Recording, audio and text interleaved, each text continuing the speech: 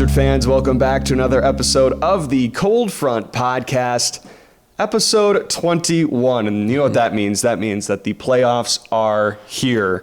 That is BJ Steph, and I'm Joey Bonadonna. BJ, we've gone through 20 weeks of IFL football. The Green Bay Blizzard finish 13-3, obviously this week with a loss to Jacksonville. Put it as it is. It was not a pretty game. Correct. But on the same side of the coin, the game did not matter. And I think for the teams that came in at each game, I think we saw which team played like it mattered for them. Jacksonville won. Yep. Green Bay didn't. It did not matter. They're on to Orlando now this week, welcoming the Pirates and playing them for a third time this season. I think that's one. Regardless, you had to flush it. I think you have to flush everything from this regular season, but especially you have to flush this most recent loss. BJ, full disclosure, we were talking during the week. I actually went to go see the Uke documentary, so I did not see much of the game. By the time I got to see the game, it sounded like it was not a game I would want to tune into. Yeah. BJ, you did get a chance to tune in. The defense obviously had some struggles against Sammy Edwards, and I think he finally found his stride as the starting quarterback of the Jacksonville Sharks. Yeah, our defense just didn't play great. I will say we did limit Jimmy Robinson to 14 yards on, I believe, 10 carries, no scores. So went from Offensive Player of the Week last week, barely touching the ball this week. Goods and bads, pros and cons. Hey, but I will say this, BJ. Based on our conversations, I did not think you're going to be able to come up with a positive to come away with this. That is a very good positive to take away from this. I mean, I don't know the breakdowns of when he was running the ball. Maybe he was running the ball towards the end of the game when it didn't matter. But 14 yards, that's good. Cons, I believe Sammy Edwards had six passing touchdowns. I think he ran for one, too. Yep, he ran for one. I will say most of them were just deep shots. It wasn't like crazy. It wasn't any crazy passes. A lot of them were just our guys got beat by half a step and he found the pass. He also made a couple really bad throw incompletions that just looked rough, looked like a guy who's only played 6 games.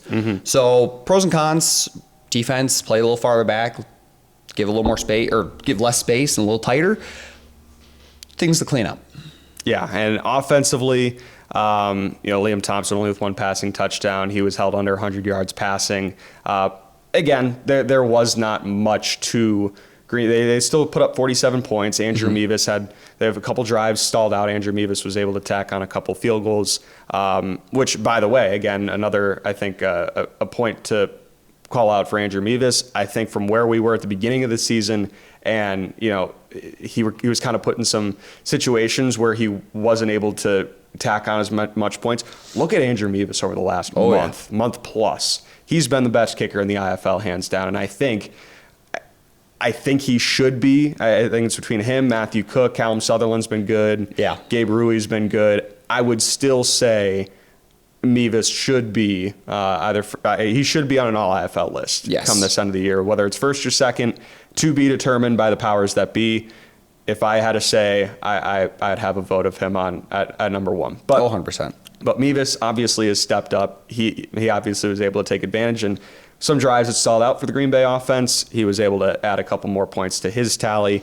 Overall, though, it was a 60-47 loss, and Green Bay's on to Orlando, which, by the way, there's a reason they've got Orlando, because we had a massive game going into this game against the Sharks. And jump right into it. There was a game of inches at the end, literally and figuratively, just the last minute of play. Yep. There were a couple bounces of the football that could have bounced a different way, and Green Bay seeing a different opponent this week. But they're still seeing the Orlando Pirates.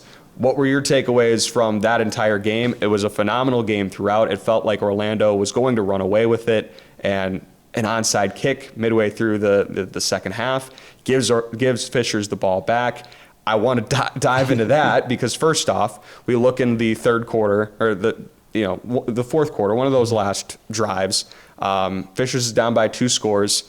I've never seen this before, and I actually went back and looked to see if how this was written in the rule book. Fishers onside kicks, it bounces off of Orlando inside of 10 yards. Jaden Rowe goes back to recover it, and it bounces back inside the Fishers end zone where they recover it there. I'm thinking this should be a safety, right? Yeah, It was announced, though, that it's Orlando ball at the 1 yard line. I'm like, that's not the conclusion you can come from this. Like, that's not the conclusion I'd have from this. Lo and behold, it was turned around. Fishers got the ball back, the 1 yard line. They go down and score, and they take the lead. Then there's that back and forth. Who's going to have the ball last? Who's going to have the chance to win this game? It was Fishers and the last throw. I'm going to find this picture. This is courtesy. I believe I don't know who took this picture, but I know that Trey from Off the Wall posted it. This ball is in Isaiah Coulter's hands. Yep. It is there, but it was a little overthrown. He did have to make an incredible effort to get up to have a chance at this ball. Harper was rushed a little bit with the pressure. It was a 4-man rush, but he has a man, just misses him.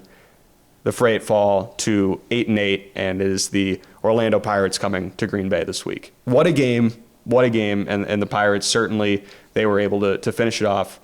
And put it simply, they finished with more points than Fishers. They won the duel. Yeah, Pirates showed why they're in the playoffs. I mean, they lost their starting quarterback right before the season starts. They lose their head coach a couple weeks in. Good enough to go 9-7 and 10-6. 10-6. Sorry, my bad. 10-6. Make playoffs, and now they're hoping to get it done against Green Bay once again. Well, we will dive into the series this year against Orlando, or between Green Bay and Orlando. Other games from this week, Tulsa, absolutely dominant against Quad City. We talked that you would actually pick Quad City to go out, and I thought the same. I thought that they were going to put up a little bit more of a fight at home because they showed what they had at the BOK Center. But I wonder how much of that was left in the tank was put towards that game in Tulsa. And I think they kind of just ran out of steam towards the end, and they came out with a dominant win. No game in the West had any serious implications one way or another. Tucson had a chance to win that game. They were up by multiple scores in the second half, but San Diego made a comeback. Again, battle of backup quarterbacks. Neither starter played. It was DeJuan Mathis against Kyle Kelly, and Kyle Kelly was able to come back and win that game for the Strike Force. I was on a good call, on a good game in Des Moines. Again, a game that had zero consequence, but San Antonio and Iowa, boy, what a game that was. I mean, yes, I will say this: it was a game that was played. The second half, it was a bit of a comedy of errors at times. A couple of red zone turnovers, a couple of bad snaps, but it still made for a fun ending in Des Moines. Obviously, not fun for either team that they know their season's ending, but you got to play 20 weeks, you got to play 16 games, and they were able to wrap that one up with a fun one in Des Moines. Other than that, there was not much from this week. We got the game I think we were expecting between Orlando and Fishers, and Jacksonville knew what they had at stake. They knew that they had to come in and win, and win they did against Green Bay. Yep. I mean, basically everything that looked like it was going to happen happened. I had a little more hope in us to win, but again, it was a game that didn't matter. Let's throw everything out. Let's go to playoffs. Yeah. Flush. All right. Well, we will jump into talking a little bit about the IFL playoffs. It was just announced last week that I'll be on the coverage for this Orlando Green Bay game. Very excited for that. I'm also very excited to welcome in a couple of guys who've done a great job covering our game across the IFL this season. We got Anthony Heron, who's not a new face to the Rest Center. He was in Green Bay for the last home game against Fishers. And then we got a new face joining us in the Rest Center, but not a new voice to Green Bay broadcasts this season. Joining us this week on our icebreaker is Alex Cohen, who will be on play-by-play this week for Orlando and Green Bay.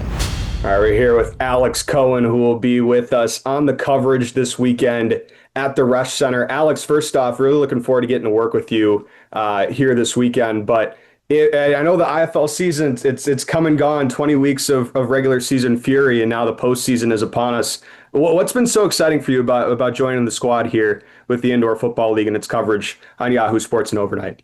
Well, first of all, Joey, thanks for having me on. Really appreciate it. And yeah, as a lot of people know, you know my background. People know my background. Like, I'm a baseball guy. I love football. I grew up in the Philadelphia area, grew up a diehard Eagles fan. First sport that I actually broadcasted was football. It was powder puff football, but it was football, back in 2005. I'm pretty sure that's before you were born, but Oh three. I will. so you were 03. 2. Yeah, you were really consuming all sports and football action at 2 years old. But yeah, I love football and just getting the opportunity to call football in the spring during baseball season. It's been awesome. It's my first real introduction to the IFL. I've really enjoyed it. I've been able to call games in Iowa and at Fishers and then in Arizona, and seeing all those 3 different venues, how they consume IFL football and their histories with the league. Man, I've really enjoyed it. And I'm really enjoying coming up to Green Bay this week.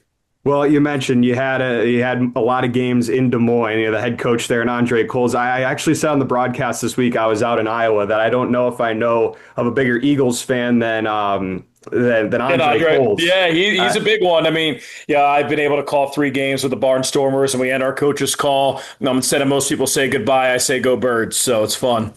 You're not with that. You're not new to calling Green Bay. You got a chance to call a Green Bay game or 2 when they were in Des Moines. What are your early takeaways from this Green Bay team as they come in as the 1 seed against an Orlando squad that obviously they had to play to get into the dance, but they had a really good win over Fishers?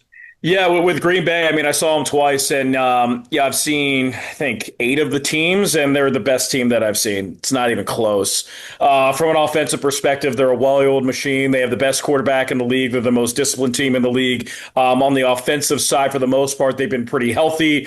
I was really impressed with their offense, how fluid it is, how good Liam's been, and then special teams. So when you dominate in 2 out of the 3 facets of the game, odds are you're going to be pretty good, and the odds meet the reality of the situation. They're really good. And another guy that you've gotten to work with a few times will be with us this weekend, and I hope he's all right with us waxing poetic about him. I got to work with him when he was up here for Green Bay Fishers a few weeks ago. But Anthony Heron, what's it been like working with him and bringing him on to what we got going on in the indoor football league? He's the best, man. He is smart. He is funny. He is self-deprecating. He doesn't take himself too seriously, but he takes the game seriously. I mean, he's a guy, obviously, with Big Ten college football accolades. He went to Iowa, but he's somebody who's so well-versed in every level of football. I mean, it's not just college football, the NFL, but he has a background in indoor football, arena football league. I mean, you name it, he knows it. So he's just such a wealth of information, and he doesn't take himself too seriously, and he's just one of the guys, man. He's so much fun to work with. I know you started this year. You do a lot of coverage in baseball. I'm going to bring this back to baseball because we're in NL Central country. Okay. What is this NL Central going to shake out with? I know the Brewers got 7 games right now, but what is this going to look like when we look in October? I think this is a really fun division. Well, I think that you're going to see 3 playoff teams come from the Central. So I think it is top to bottom the most competitive division in baseball. I mean, the Brewers are so good, man. I mean, every year, I mean, what Pat Murphy has done with the Brewers since Craig Counsell left, it's been really impressive. And I mean, a big reason why is they have the best farm system in baseball, and the guys who they have brought up to the big leagues who are top 100 prospects, whether it's Jackson Chourio or Jacob Mizorowski, like they've been as advertised. So the Brewers have the second best record in baseball, and for a good reason. They're a really good baseball team. I think the Cubs are as up and down as a team as I've ever seen in baseball, and I've been working in baseball in 16 years, but at their best, they can beat anybody. As you saw the series up in Milwaukee, it was 3 weeks ago. They took 2 out of 3 in the last game in pretty dramatic fashion. So as long as the Cubs are playing well, they can beat anybody. But the fact of the matter is the Brewers have played well. They've done it all season, and they're the second best team in baseball. So. Well, I had to mention that obviously with how how tight and how fun the division has been with the good teams that are up and down throughout. You gotten a chance to tune in with your coverage with the Cubs, and looking forward to hearing your coverage with some IFL playoff action coming this weekend in Green Bay. Alex, appreciate your time and sitting down with us. Appreciate it, and I'm really looking forward to work with you, Joey, and with Anthony. And Green Bay playoff football, it kind of fits. It sounds right? It kind of makes sense. It gets the blood pumping a little bit. So I'm really looking forward to this weekend and working with you, and should be a fun time. Awesome. Appreciate you, Alex. Thanks so much. Appreciate it. Appreciate Alex for his time. And, I got to sit here and say it now. Alex calls games for the Cubs on Marquee. I know baseball. Yeah. Cubs Brewers, enough said. Enough said. But Alex is awesome at what he does. I've actually been tuned into a couple games. Obviously, the race in the NL Central, giving me a chance to tune in and watch the Cubs a little bit. And yeah, he does a phenomenal job with them. He's done a phenomenal job with the IFL this season. So really looking forward to getting to work with him this week. I'll be roaming the sidelines and breaking it all down from all around the Resch Center. Excited for our coverage this week. Let's jump into our Talking Blizz now. This is a special one, and we'll jump into our talk with the Green Bay Blizzard team this week as they head into the postseason for another run in Titletown. All right, we're here with Blizzard quarterback Liam Thompson. Liam, going into the postseason, this is the second time we have you on, by the way, but going into the postseason here, obviously being the leader of this team and one of many leaders, but walk me through the 20-week marathon that it's taken to get to this point and how, some ups and downs this team's gone through. For sure. Yeah, no, I think marathon's a perfect way to put it. We knew at the beginning of the season it was going to be a long season. This is my second year playing and, playing 16 games with the bye weeks and whatnot.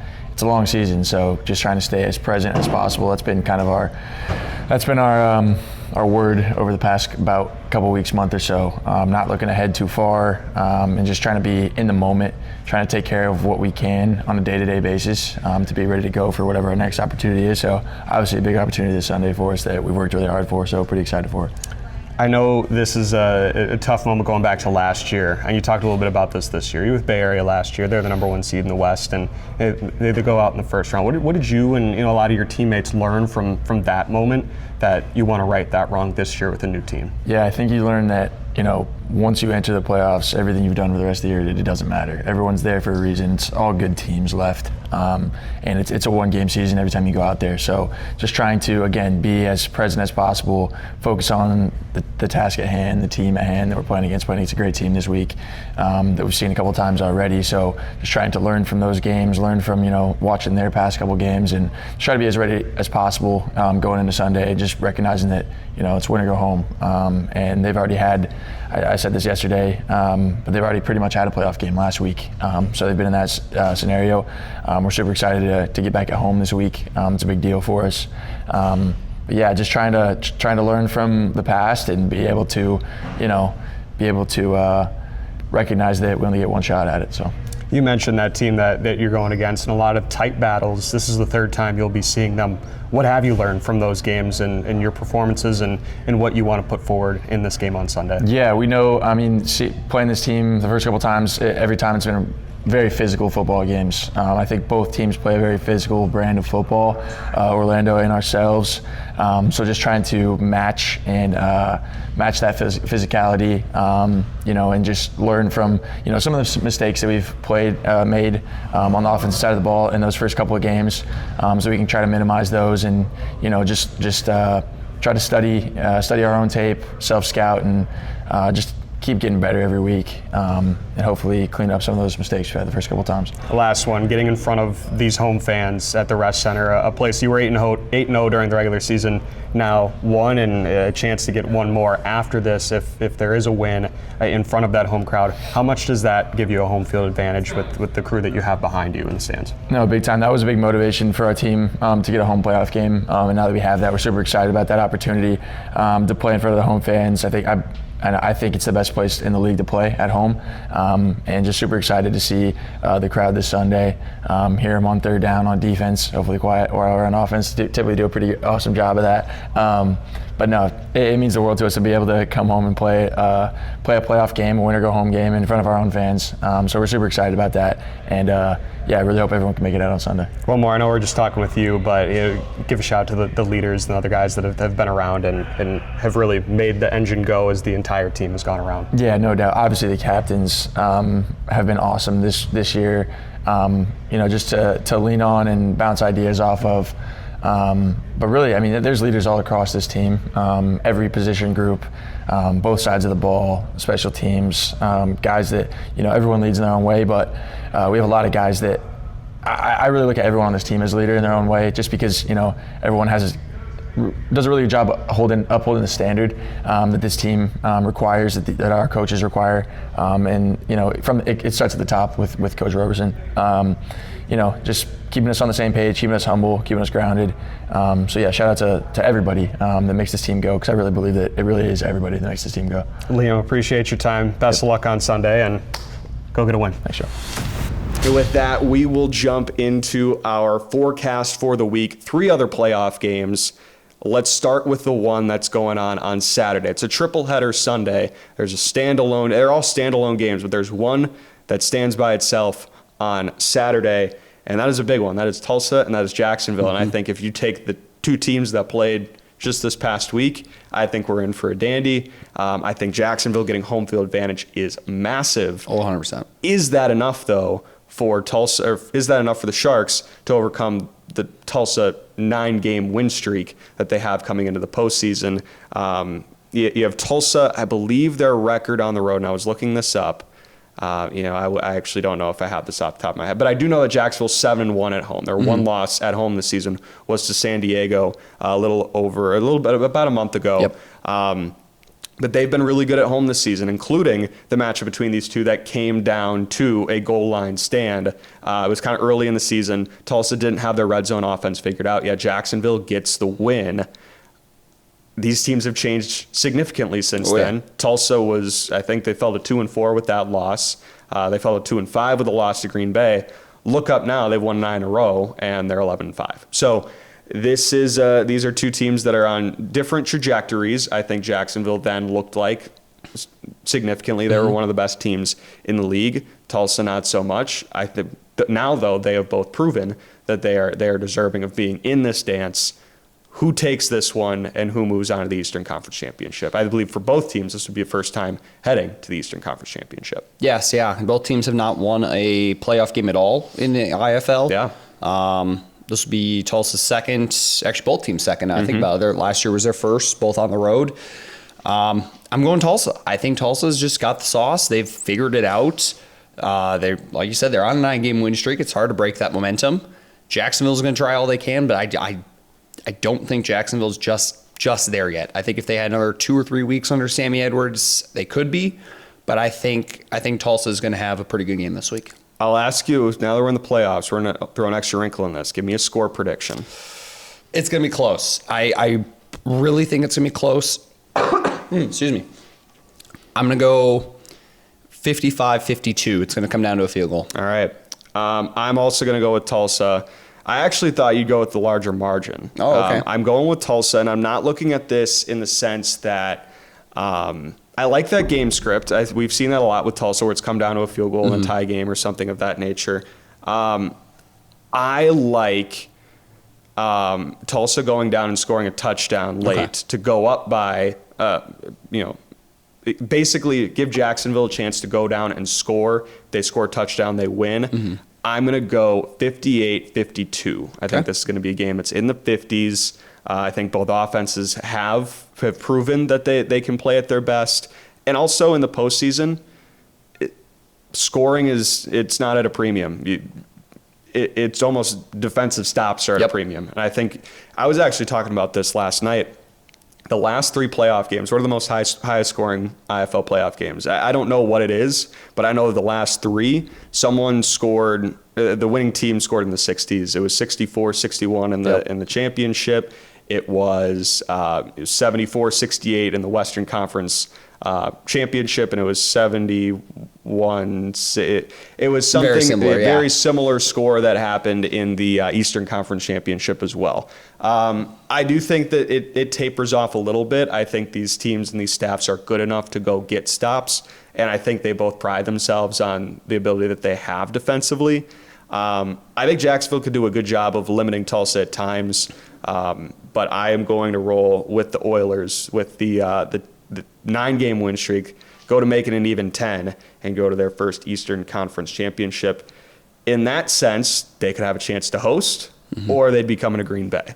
We'll talk about that in a little bit. But we both go with Tulsa in a game that's probably going to be around in the 50s. Arizona, Vegas. We talked about earlier in the season who was the best team in the West. Neither of them finished with the 1 seed in the Western Conference. I was on the Vegas side. You were on the Arizona side. Things shifted a little bit towards the middle of the season. Where are we right now, though, is the question. These teams are on a little bit of different trajectories that they were in May when the last 2 times they matched up. I'll start with you, BJ. Arizona, Vegas. I'm going to go Vegas. I think Vegas is a better team. I wouldn't be surprised if Arizona pulls up a huge upset here. And by huge, I mean multi-score upset. This seems like a game where Vegas has won 2-0 in the season. We've seen that beef between Davis and Guy all season. Wouldn't be surprised if this is the time where Arizona just gets it going and pulls out a huge win. So I'm going to go Vegas. I think they're just a better team. It's just, can the better team show up and play? And score prediction. Score prediction. Now, mind you, the last time these 2 teams played, it was in New Jersey. It was 48-44. Yep.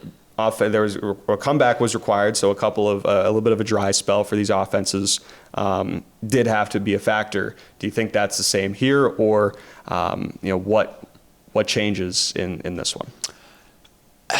I don't know. I really don't know. It's just gonna be close. I'm gonna go Vegas by a touchdown. I'm gonna go 61-55. Right. Arizona's gonna make the mistake and give Vegas the ball with 20 seconds left, and we've seen what happens when Vegas gets the ball back. My conscience is split a little bit on this. You got one side that's telling me Vegas, they have been the better team, right? They've swept Arizona. There's that side of me. And also, I give a little bit of context. Jaden DeLora hasn't played at 100% down the stretch. I'm sure he will be going into this game against Arizona. Then there's the other side of me.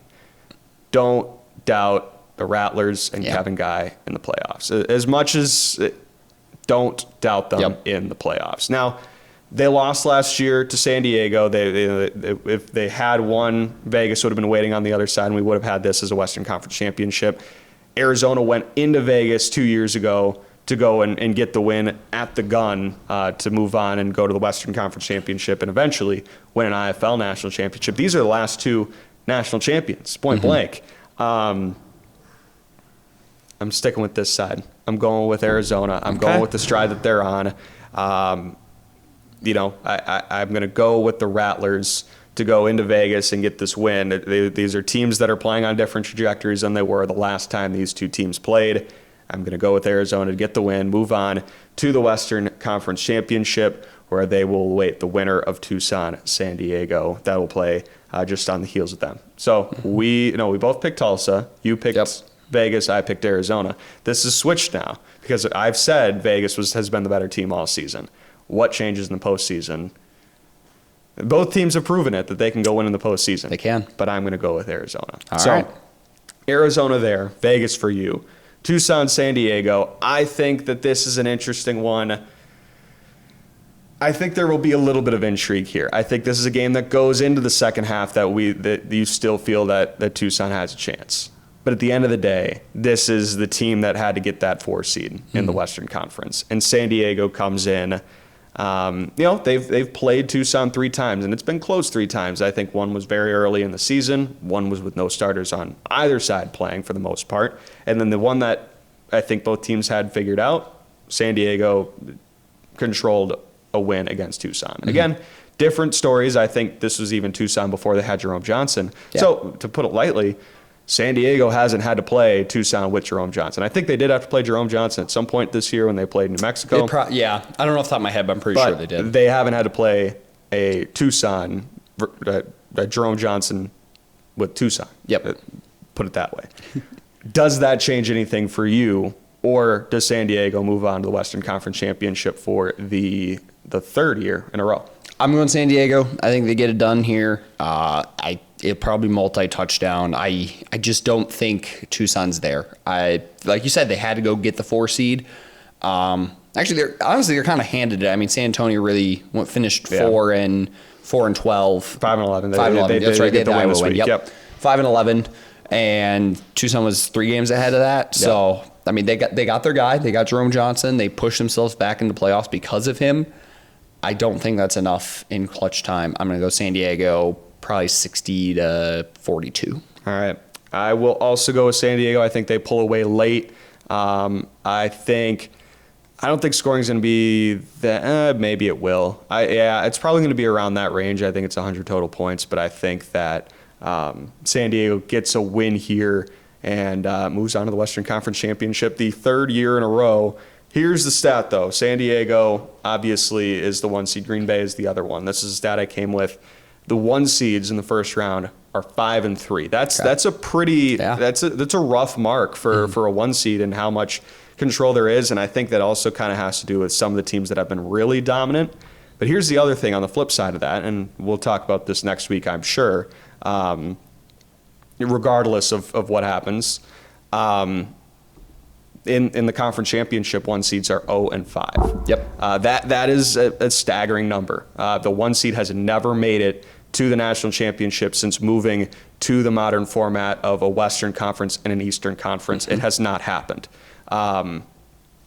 Do you think that either San Diego or Green Bay have the juice? And of course, this is a Green Bay show, but do you think either have the juice to buck that trend this year and make the run to Tucson? Or obviously in the West, you have Arizona and Vegas that are incredibly quality teams that are there to knock off San Diego. Green Bay's got a quality opponent in Orlando this week as well. I just think that this is kind of the makeup of the IFL playoffs, that it is hard to go and do this on a 2-week span of knocking off some of the best teams in the league. I wouldn't be surprised if the trend continues. I'll put it like that. San Diego's a great team. We're a great team. I could see both of these teams losing in the conference championship. I could see both these teams making the championship. I know that's a lot of people's predictions are Green Bay and San Diego both going to the championship this year. So I wouldn't be surprised, but I got to be hopeful that our guys can get it done and be the first ones to do it. We've been saying it for a couple weeks. For Green Bay to go and make that run again and exact revenge of what they wanted to do last year, they were going to have to make history. Yep. In some way or another, whether it be their own history or league history, this is going to have to be a team that has to do it. We will find out this week. Green Bay, Orlando, they've played each other twice this season. Green Bay's taken both of them. The first one at home, Green Bay was up by 2 scores for most of the second half. Orlando scored with no time left to make it. I believe it was a 71-64, 71-68, somewhere. 68, I believe. I think it was a 71-68 final. But the final score did not reflect how much Green Bay had an arm's length on Orlando for that second half. But I'll also cede if that coin flips differently and Green Bay can't control the middle third or the end of the first half, start of the second, those two drives, is that in their favor? Does the coin flip a different way? The other side, you look at what happened in Orlando just a few weeks ago. If the ball bounces any differently on that pitch out, or if Paxton Lawrence just decides to hold on to that football, does that game go any differently? Does Green Bay have that on their advantage to go and win the Eastern Conference 1 seed? We don't know, but that's how the ball bounced, and that's how the coin flipped both times. Green Bay comes out with a sweep. They will have to face Orlando again for a third time. What is it? The number one thing that they will tell you in any sort of playoff, especially when we talk about football, it is hard to beat a team 3 times in one season, especially a team that's pushed Green Bay to the brink as much as Orlando. What has to happen for Green Bay to get to the Eastern Conference Championship for a third year in a row? You got to lock up Paxton Lawrence. You cannot let him sling the ball around. We saw that in Fishers. Almost every one of their drives ended off with like a 15 or 20-yard touchdown pass, and they just had him open. We need to limit the amount of guys making it to the end zone. We need to play really good secondary football. And we got to contain Puka. We have to contain Puka. We did a great job with that. I believe last game we played them, we held them. No, that's right. Not that one. The first one. The first one we did really well. The second one, not so much. Yeah, we limit Puka.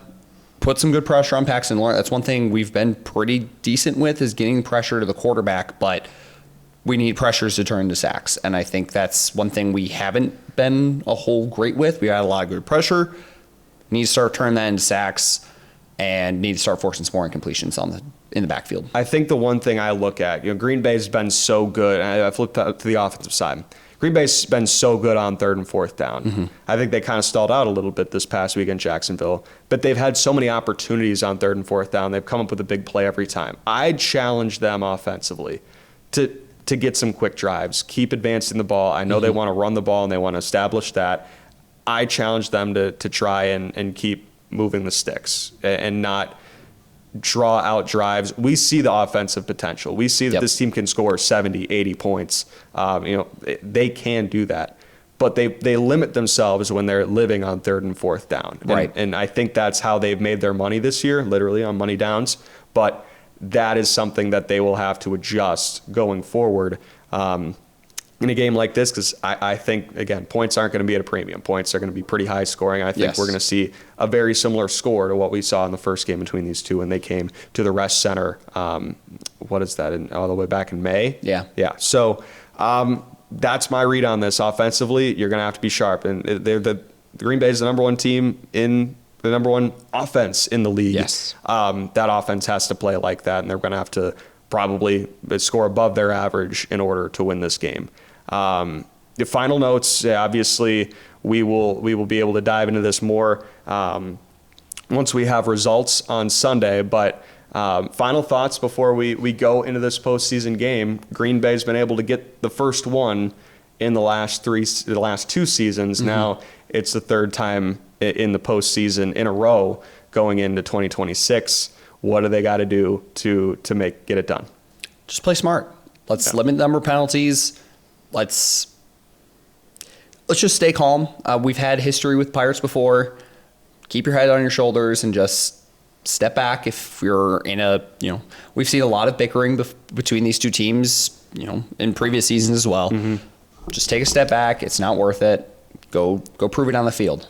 Green Bay is on a 15-game home winning streak. Their last loss was to Arizona early start of last year in the month of April. The year before that, it was an Eastern Conference Championship loss to the Massachusetts Pirates. Now they welcome in the Pirates with a new home into the Rest Center for a postseason game once again. It'll be an exciting one for sure. And now we get to this point of the year, the tension is there, and I think that's deserved. I think on all sides, it matters. So someone wins, they're moving on. Someone loses, they're going home, and that's what the postseason is all about. Well, we will wrap things up for this episode of the Cold Front Podcast. Green Bay against Orlando Sunday at 1 o'clock Central at the Rest Center. That is BJ Steffen. I'm Joey Bonadonna. Thank you for tuning in to this week's episode of Cold Front. We'll wrap things up as we always do. Go Blizz.